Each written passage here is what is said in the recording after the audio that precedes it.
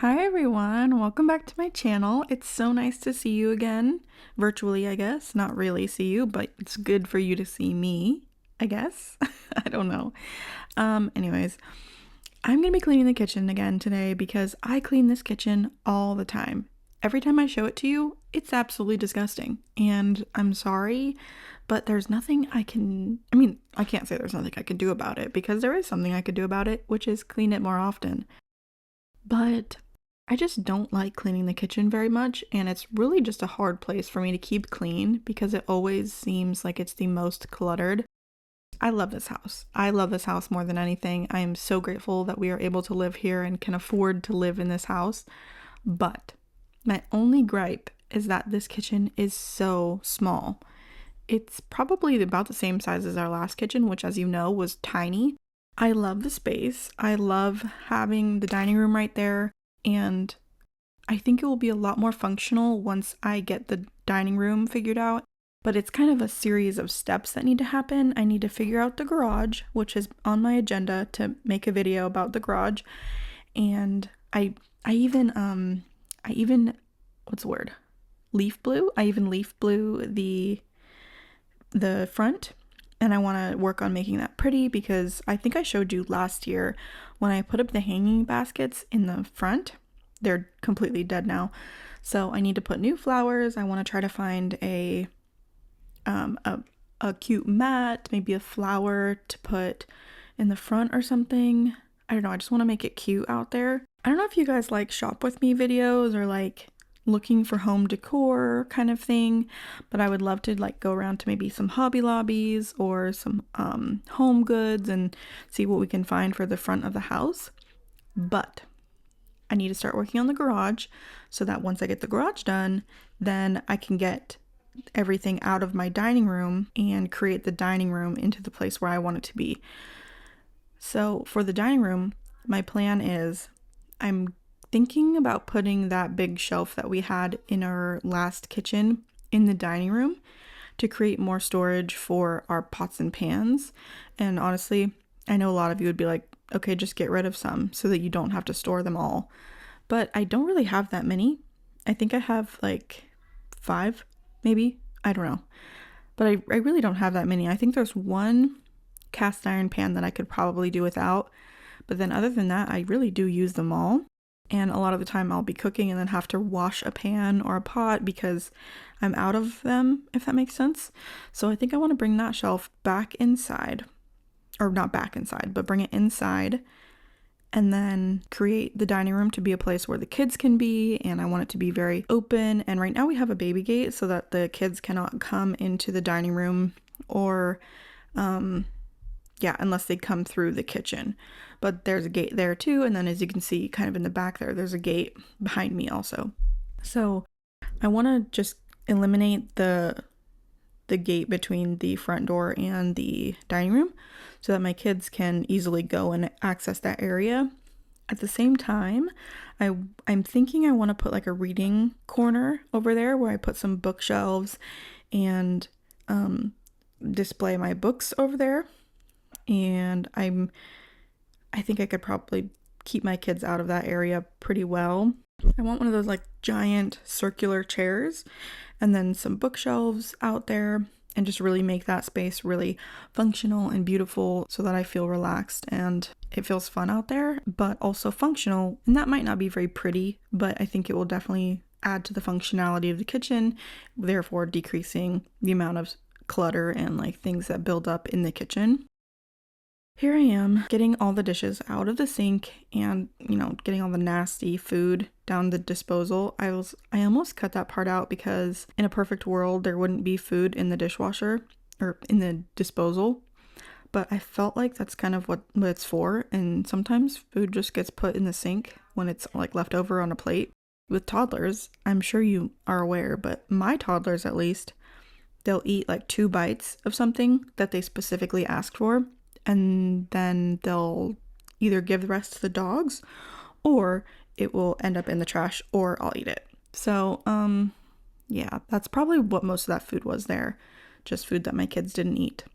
Anyways, I'm gonna try to cut out as little as possible of this voiceover because I don't want to do as much editing, and that's usually what takes me the most time when I'm working on my videos. And I gotta be realistic. If I'm gonna be putting out 3 videos a week, I need to kind of expedite my workflow, if that makes sense. So maybe I don't spend as much time cutting out things in my voiceovers. Like, I don't know. Obviously, you don't know because I haven't told you, but usually I'll go in and every time I take a breath, it bothers me. So I'll listen to the voiceover, and then if I'm breathing, which I naturally am doing because I'm a human, I will cut that out so that you can't hear it. But tell me, does that bother you? Sometimes I leave them in. Do you notice them? Like when I go, can you hear that? Do you know what I mean? Like, it's just kind of annoying. But I did get a pop cover for my mic so that you can't hear when I say peas, because when I would say pee before, it would be very loud. And yeah, I don't know. I cut out all the mouth sounds and all the like ums and ifs and likes and so, and then all those noises that I make a lot of the time actually. See, like that. I do that a lot. But I'm gonna start cutting out less of those, and hopefully it doesn't take me as long to put out a video, because my videos don't need to be perfect, and I'm hoping that it feels like we're kind of just chatting and like sitting here and having a conversation, which I should probably do more of in real life with actual people. But I don't know, people just don't really like, maybe I'm just not approachable, but I don't think people like me very much in real life. I don't know. Anyways, yeah, so I'm really excited to get the garage started. I'm not excited about it, but I'm excited to be done with it. I want to have a garage sale very, very soon after I finish my garage. But I leaf blue and everything like I told you, and I got my clothes on. So after I finish this video and get this up for you, I'm going to go out there, take my little camera, and try to record some of the garage. It's blistering hot out though. It's like, it feels like it's 1,000 degrees outside. I know it's not. I know it's only like 85, maybe 90 at the most. But I feel like once you get up to the 90s and above, everything just kind of feels the same. It just feels blistering no matter what you do. But I'm trying to pretend like I like it, and it's been working actually so far, because sometimes I'll be out in the sun and my body is screaming and I feel kind of miserable, but then I'm just keep telling myself that I enjoy this and I like this, and I've been complaining all year about the rain and the clouds, and then I'm gonna complain during the summer too, because that doesn't make any sense. So I'm trying not to do that actually. Because I don't know if any of you guys are local to me.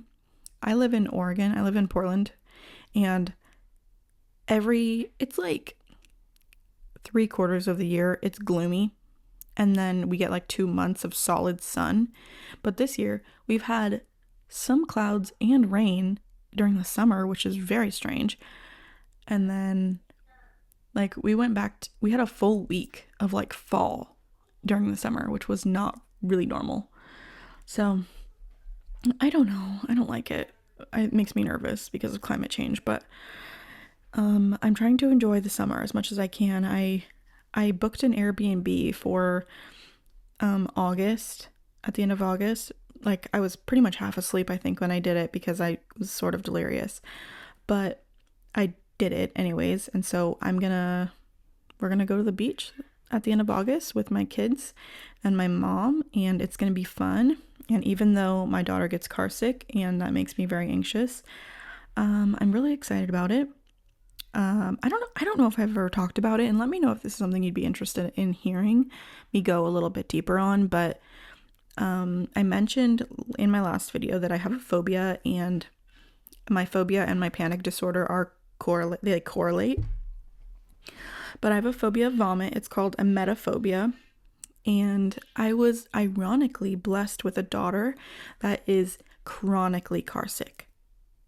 Like, I'm sure there are some kids that have it worse, but my daughter, she gets so car sick. It's immediate too. We've been taking her to T-ball during the summer, and the T-ball team or field was originally supposed to be at a field like 5-ish minutes from our house. but then they were doing construction over the summer, and so they had to change it to a different field, and then we found out it was going to be like 15 minutes away. So the poor thing, we go to T-ball, and it's like 8:30. It's at like 8:30 in the morning. They start the 3-year-olds at 8:30 in the morning, and so we do T-ball, and she's not really a morning eater. She doesn't really eat breakfast very often. So she hadn't had any breakfast, and then she does T-ball, and she had fun, and she liked it. And then we are going home, and my husband is driving, and he drives like a maniac. So of course I should have known that she was going to get sick. And she did. She ended up getting sick. But she was such a trooper about it. She didn't even cry or anything. And I was so proud of her because I didn't have a panic attack, and she didn't cry while she threw up. I was just so proud of us. But anyways, what I wanted to say was, I don't know if anyone would benefit from hearing my story, or how I navigate through panic attacks or anything like that, because I have a lot of experience in that area. And if anyone could use that advice or that, or any, gain anything from my experience with my phobia and with my panic attacks. And I'm thankfully pretty good now. I have very few, generally mostly when I'm sick or when someone else is sick. But even then, I have come a long way with learning how to manage them. And I've been through a lot of therapy. I take medication, and but most of it's just mental, like behavioral therapy, just trying to train your mind how to do things and not think that you're dying even when something inconvenient is happening, if that makes sense. So yeah, let me know if that's something that would be beneficial to listen about. And I just want to say thank you for watching my video, because I'm just me, and I'm so surprised, honestly, that even anyone wants to watch these videos. And it really helps me to talk about things in life. And so I want to hear what you guys are up to. How's your summer? Are you guys having any fun this year? Are you doing anything fun? Are politics stressing you out? I personally don't talk about politics. I kind of have a rule that we don't talk about politics in my house. But that's just because I just don't feel like it's worth it to talk about politics with your family or friends or anyone that you care about, because it can almost never lead somewhere good if you're not on the same side. Does that make sense?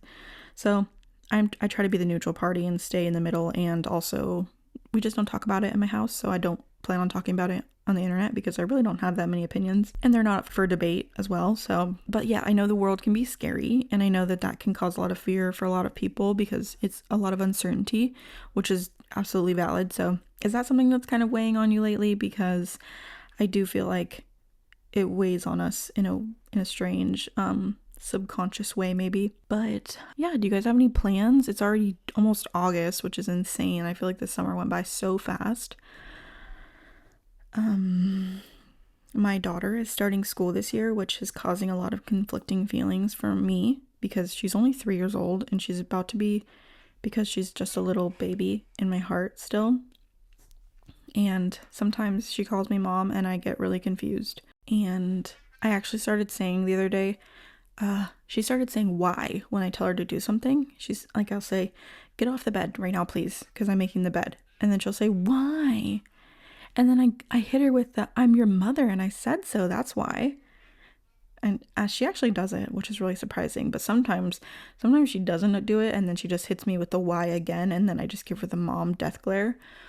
So we do the whole talking and like gentle parenting thing most of the time, but sometimes I just cannot be bothered, and that girl knows better. So I do the best I can, though. I had more technical difficulties that I just had to get through.